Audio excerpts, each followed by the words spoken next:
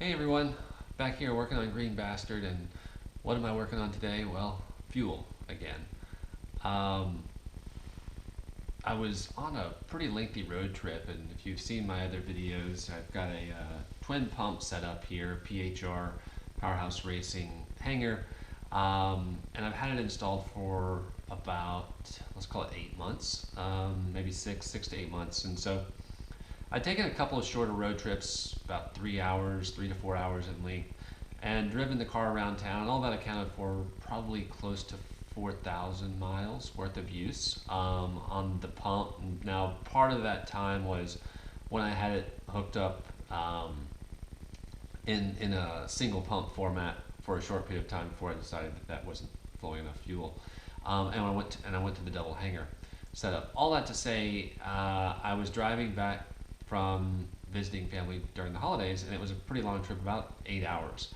And coincidentally, I say coincidentally because it seems a consistent theme that as I'm ending a trip, a fuel pump will fail. And it was evident that this pump was failing. My AFRs went very lean. Once I got home, I checked the fuel pressure, and it was nearly 10 psi short of what it should have been at idle. So the pump, from everything I could tell, everything else is fine, was failing.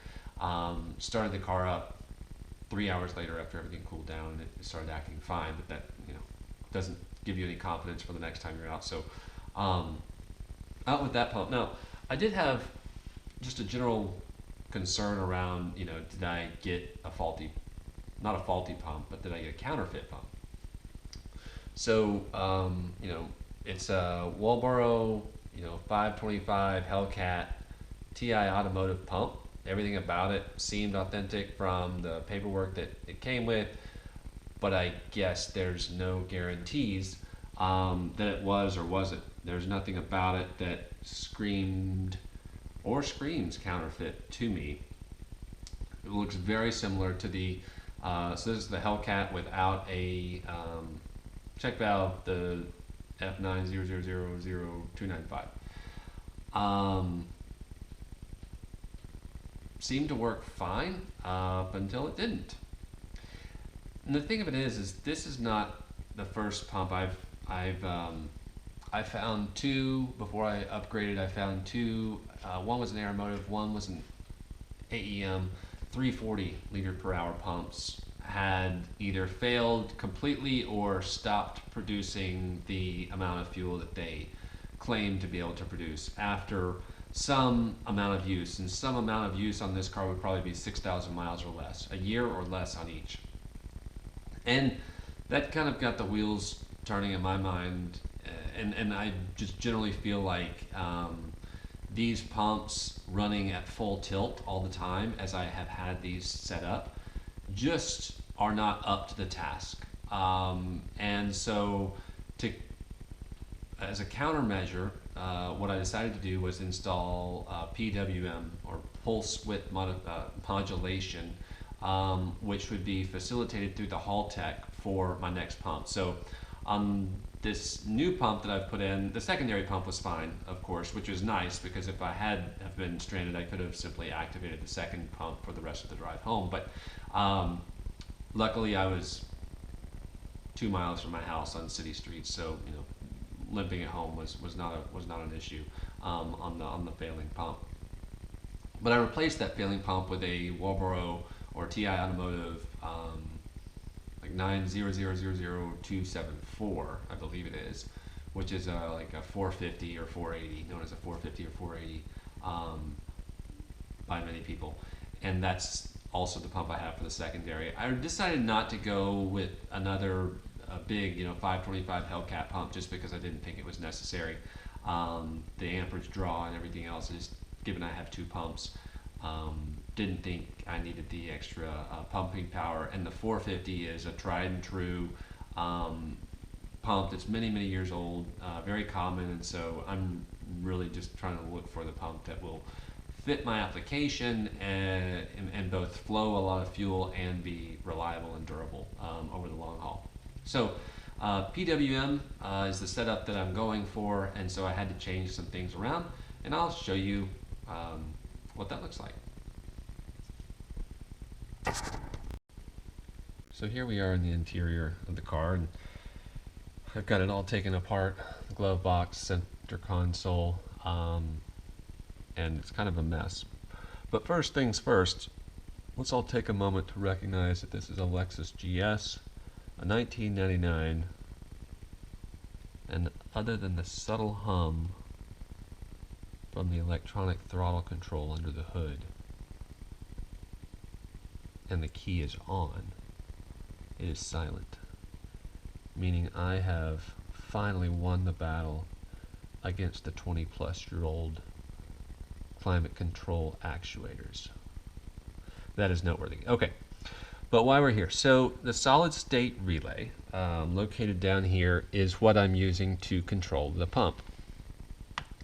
So this is my first journey into this space, but essentially what this will do is it will very, very quickly switch the pump on and off. And the intention behind this is if I do it, if the software does it and the mechanics work as expected, the pump will kind of, you can almost say run at a lower voltage. It's running on 12 volts, but it's switching so quickly that it's more effectively like running on 9 or 10 or 11 volts when you're not needing the full beans from the pump. So when you're just idling around or cruising, instead of the pump running like mad, it will run at some reduced voltage, and that will reduce both the wear and tear as well as the heating effect that the pump has on the fuel. So to kind of go over this, we've got here on the left side, we've got the red wire, which is running down my door sill and back to the pump. So this will be the primary power wire for the pump. This black wire is running through my firewall up in front, and that goes to the battery. So this is the power directly from the battery. Got a, I think, 25 amp fuse inline on that. This lower left yellow wire is running to the Haltech Elite ECU. This is what will be sending the pulse width modulation signal, telling the relay to turn off and turn on power to the pump. And then this red wire is a wire that comes, this is the power or signal wire for the solid state relay to be active. And I've got this running off of the factory 12 volt power supply for the factory pump.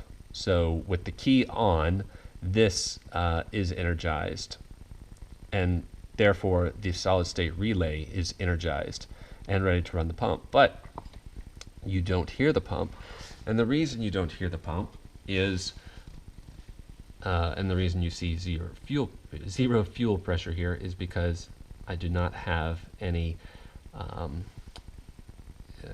of these cells active. They're all showing 0. So upon turning these to some number between 0 and 100, we will effectively turn on between 0 and 100% of the pump's voltage. Now, I spoke with, and this is not something that I can find literature on, but I did speak with somebody from TI Automotive, and they don't have any specific frequency recommendation, which I guess said differently, the speed at which you're switching the pump on and off. So I think I'm somewhere between 100 or 150 hertz is the just the general default setup on this output, and I think that's probably close to where I'll stay. I'll have to play with it a little bit and see, but at any rate, they did recommend a minimum of 9 volts. So the representative said just keep 9 volts, or what you would see as 9 volts if you took your voltmeter and measured the voltage. Anything below that, he said the pump has kind of a hard time keeping pressure. So that's what I'll have to get a voltmeter out here for and validate. But just to kind of give you an idea, here's 25% of the power, and we should hear the pump kick on and see some amount of fuel pressure appear in this currently red flashing box. There we go. We'll go to 50. Quite a change in tone there. 75. And then we'll give it all of it. 100%, and we get very close to our 42 psi target. The nice thing about this setup that my old setup didn't support, and it could have if I set it up properly, or I shouldn't say properly, if I set it up differently, is the pump will not run when there's 0 RPM. So with your key on, the pump's not running, and that's something that I didn't really like about the old the old setup that I had. If the key was on, the pump was on. So even if you hadn't started the car, the pump was running. And there are some benefits to having that sometimes, but most of the time there's not. And I like this this setup better, where I can kick it on if I need to for diagnostics or some other reason, but otherwise the pump will not kick on until it sees some RPM with the engine cranking over in order to support that. So yeah, that's a high level overview. My intention at this point in time is to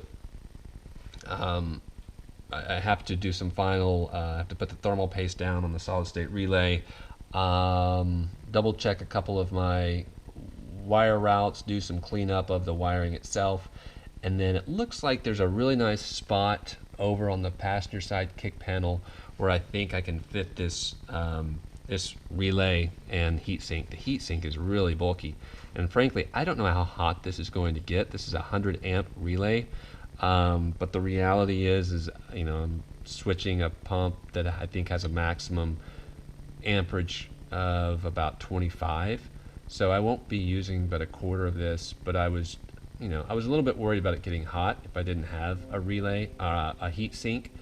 And the last thing I really want to do is introduce a point of failure, or otherwise minimize the points of failure that are possible. So by keeping that solid state relay cool, I'm hopeful that it will live a nice, lengthy, healthy life, and you know, concerns about pump age will be a thing of the past. All right, so I'm here with the voltmeter just to kind of pressurization of the brake master cylinder. So I'm here with the voltmeter to kind of, like, I guess, kind of proof of concept what we're talking about here. So the key is on, hence you heard the brake booster.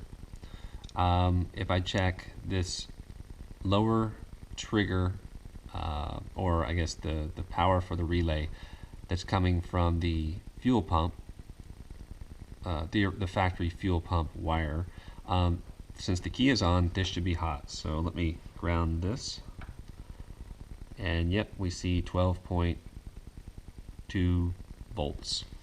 So that's as expected. Now if we check the voltage coming from the battery, which is this black wire, should see something similar. 12.3 volts. Okay.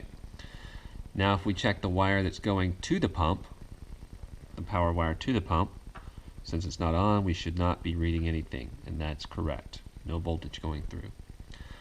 But let me switch that to, let's run at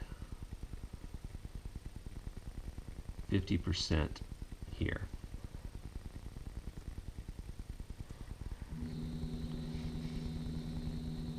So to the pump, we'll check again. An effective 8.4 volts. So not quite as much as we'd like to see based on the guidance from TI Automotive. Bump it to 60%, and that's 9.2 volts. So more in line with their minimum recommendation. There's 55%. That's 8.9 volts. So it's looking like about 60% is probably a good number for the pump to, that was 68, I'm at 58. See, where's 58 puts us in the effective voltage 9, so this is right at 9. Oops. Bouncing all over the place. I don't have a good connection on the ground. There we go. 9.1 volts. So about 58% is probably my minimum. This would be for idle and, you know, low throttle cruise, and then I would just ramp up from there based on RPM and boost. up to 100%. So hopefully some of that makes sense. Again, I'll have to do some additional experimentation and validation and make sure that all of my assumptions are correct, and that everything bears out, as I hope it does. But at least in theory, it seems that everything is behaving as I would expect.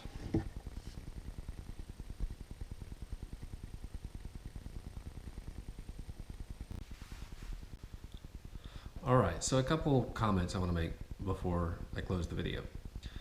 The first is, you'll want to do your own research as far as the wiring is concerned. Haltech gives you a wiring diagram. One thing that diagram does not include is a flyback diode, which is meant to protect the solid state relay. Do some research online and you'll probably come to the same conclusion I came to, which is it's a good idea.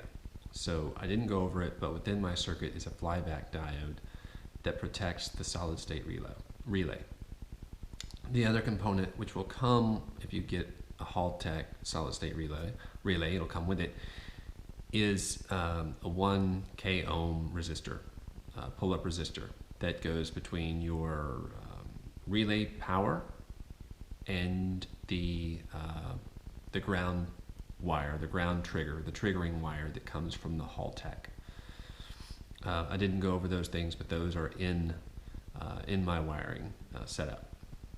The other thing to keep in mind is, if you do this, you're going to change the base fuel pressure.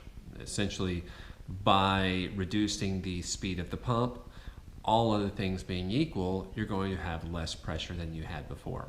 So, I've worked with my tuner to talk about strategies to ensure that we don't run into problems with this setup, or that this setup doesn't introduce problems related to fuel pressure. But you'll want to do some research and make sure that whenever your pump is running at less than 100%, you're somehow accounting for this in terms of your fuel pressure strategy. And I think that's about it. You'll probably hear from me again on the topic of fuel. It seems to be a recurring theme for me in this car. But nonetheless, at least for today, the car's in good shape. I haven't taken it out of the garage because the weather's been a little bit crummy. But hopefully I'll get some driving impressions, and I'll let you know how that turns out.